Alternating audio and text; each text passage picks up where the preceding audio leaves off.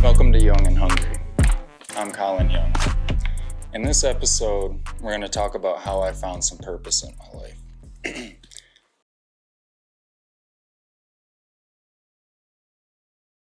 Meaning and purpose have been thought about since the beginning of time. Just about everybody has their own philosophy. Some think you need to serve God, some think they should serve others, and some just serve themselves. As I've gotten older, I've become more aware that service to others is the way to discover my purpose. I realized that anything self-serving gave me momentary gratification, but it lacked meaning.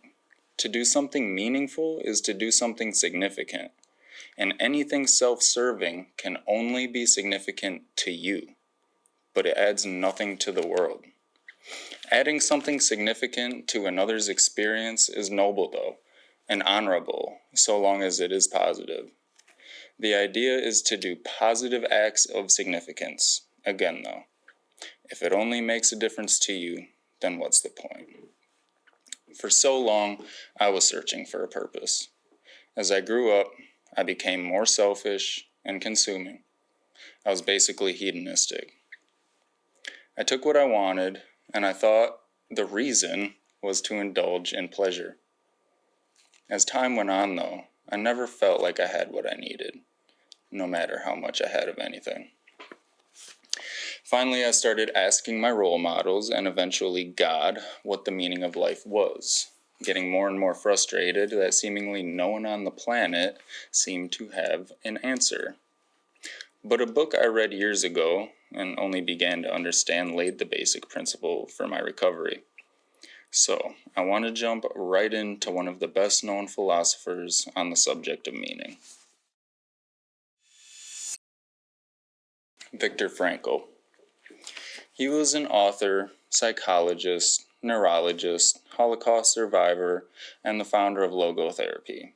He wrote Man's Search for Meaning, which detailed his experience in a concentration camp during World War II, the ways he saw people find meaning, and how he himself navigated the question. The three main principles in logotherapy are deriving meaning from your experiences by working towards something greater than ourselves, your creations or service, and your attitude toward unavoidable suffering. That, in his words, life can be made meaningful through the stand we take toward a fate we no longer can change. In the foreword, Harold S. Kushner, a 24-year rabbi and author, said that the people that died less from lack of food or medicine than lack of hope and lack of something to live for. In essence, they needed a reason to exist, not just to exist. The essence of hope being a catalyst in a person's ability to keep going. All of this becomes pretty obvious when we look at the symptoms of depression. People enter into dangerous or risky situations. They'll quit jobs that sustain them or resort to drugs and alcohol to numb their experience. They might quit being hygienic or over or undereat as well.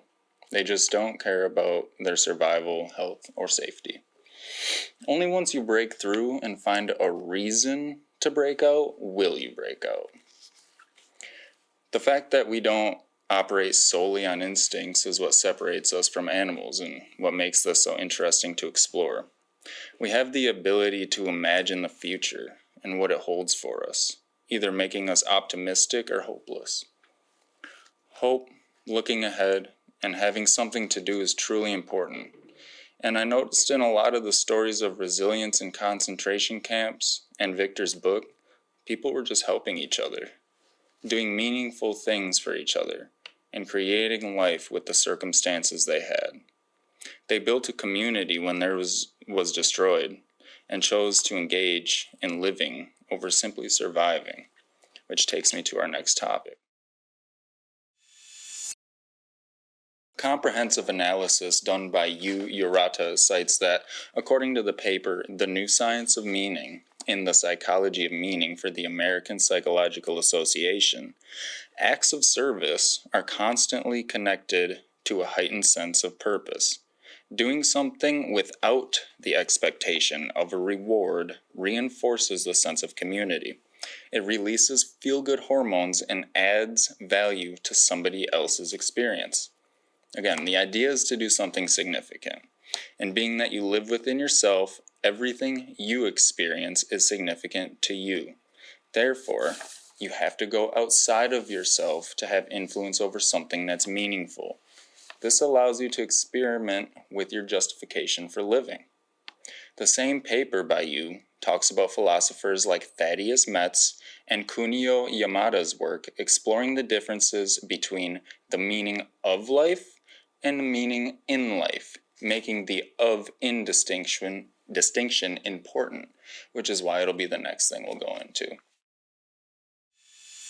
When we look at the meaning of life, we can start to describe it as being related to your spirit, how you relate to things like God or transcendence. And if you search for purpose in this area, you find you're left with unlimited questions that intertwine and lead back to each other. It usually involves a bunch of subjectiveness and faith to reach an answer you'll probably never get on Earth.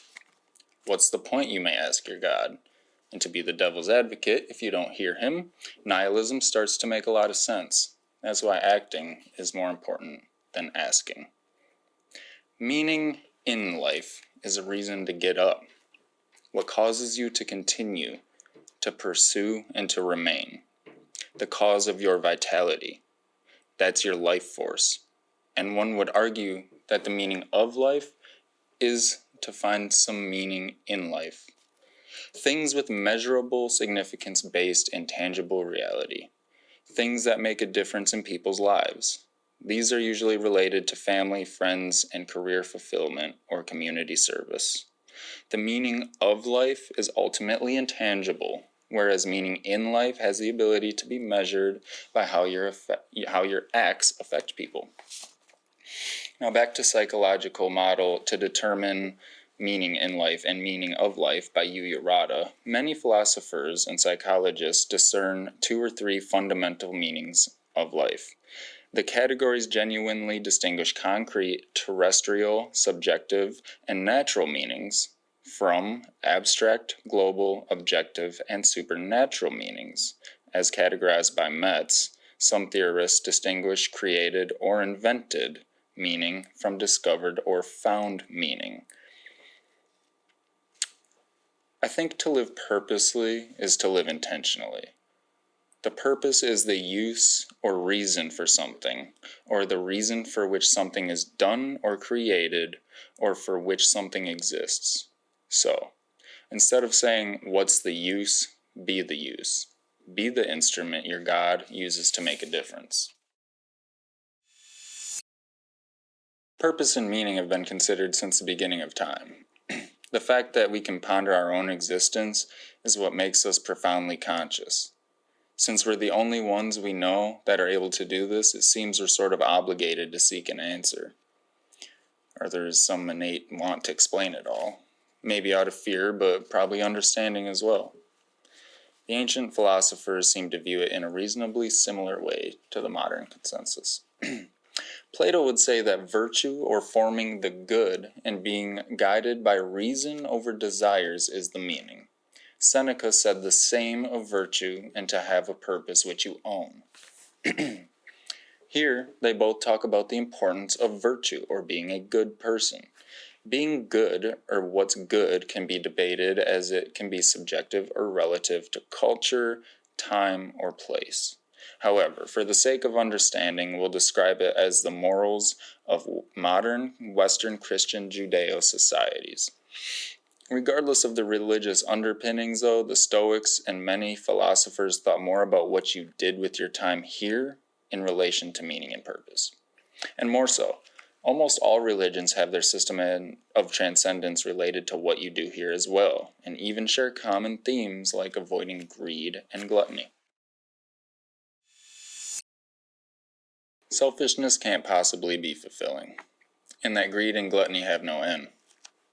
No matter how much you desire, no matter how much you indulge, you'll never be satisfied with what you have. That's why a constant strive for more can't be the answer. And this might seem counterintuitive because people need to strive for a certain amount of sustenance. But overindulgence can't possibly be a reason to live. If it were, the mere fact that we could never be satiated would drive us mad. That there's so much but never enough, an unquenchable thirst for more.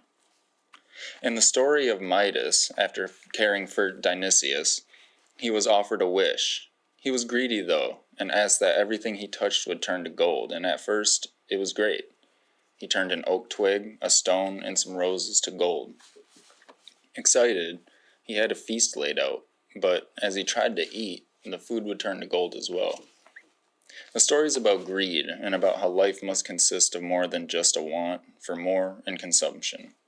And it reminds me of a quote I heard once that I can't seem to place, but it asks, "Who are you when you have nothing left?"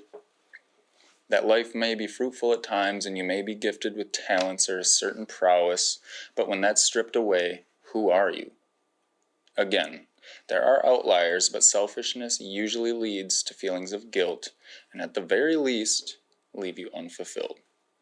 This is probably in part due to some evolutionary advantage to stay communal, but seems to be rooted deeper than that. At an emotional level, it's a desire to care for who you love, but we almost instinctively yearn for it as well.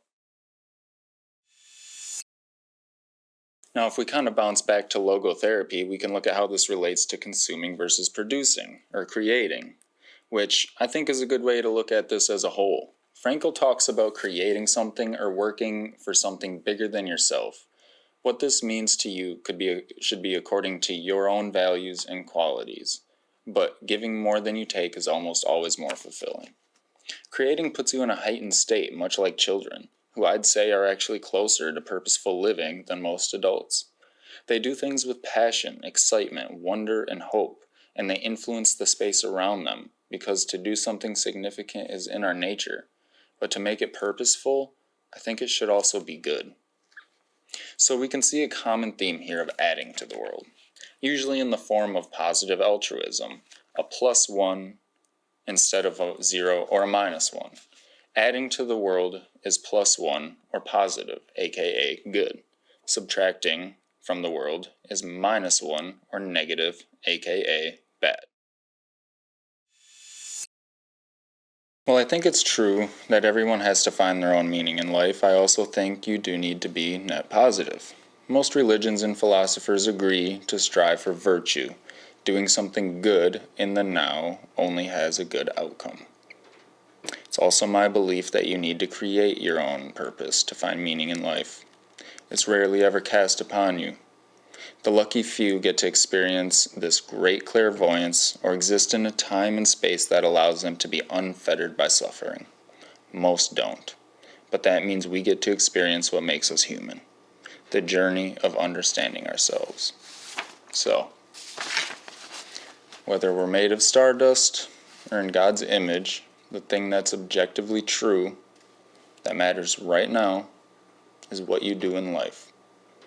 Good, virtuous things that significantly impact people are noble and important.